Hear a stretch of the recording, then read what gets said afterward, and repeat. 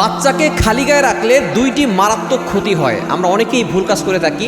আমাদের সন্তানদেরকে, ছোট বাচ্চাটাকে দেখা যাচ্ছে সেটা ছেলে হোক অথবা মেয়ে হোক, আমরা অনেক সময় খালি গায়ে রেখে দিই, মনে করি যে গরম একটু, এই জন্য খালি গায়ে রেখে দিচ্ছি। এই খালি গায়ে যদি আপনার সন্তানকে রাখেন তাহলে দুইটি মারাত্মক ক্ষতি হবে। নাম্বার ওয়ান, এক নাম্বার হচ্ছে মানুষের কুনজর আপনার সন্তানের উপরে লেগে যেতে পারে।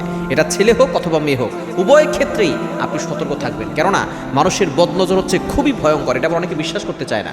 নবীজি সাল্লাল্লাহু আলাইহি ওয়াসাল্লাম নিজে বলে দিয়েছেন, আল আইনু হাক্কুন, বদনজর সত্য। এই বদনজর একটা সুস্থ মানুষকে অসুস্থ করে একবারে কবর পর্যন্ত নিয়ে যায়, আবার একটা সুস্থ উটকে অসুস্থ করে রান্নার পাতিল পর্যন্ত নিয়ে যায়। সুতরাং বদনজর থেকে আপনার সন্তানকে বাঁচাবেন।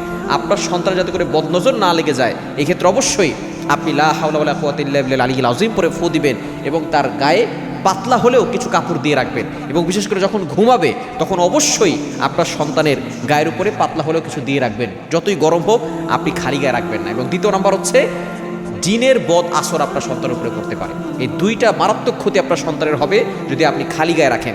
এবং এর দ্বারা আপনার সন্তানের বিভিন্ন রোগ হবে। দেখবেন রাতের বেলা কান্নাকাটি করবে, এরপরে দেখা যাচ্ছে কোনো কিছু খাবে না, রুচি কমে যাবে, এরপর আস্তে আস্তে একেবারে শুকিয়ে যাবে। এগুলো হচ্ছে বদ নজরের কারণে হয় এবং জিনের বদ আসরের কারণে হয়। এই জন্য এই বদ নজর এবং বদ আসর থেকে বাঁচার জন্য আপনার সন্তানকে কখনো খালি গায়ে রাখবেন না, তাহলে কিন্তু সন্তান অসুস্থ হয়ে যাবে।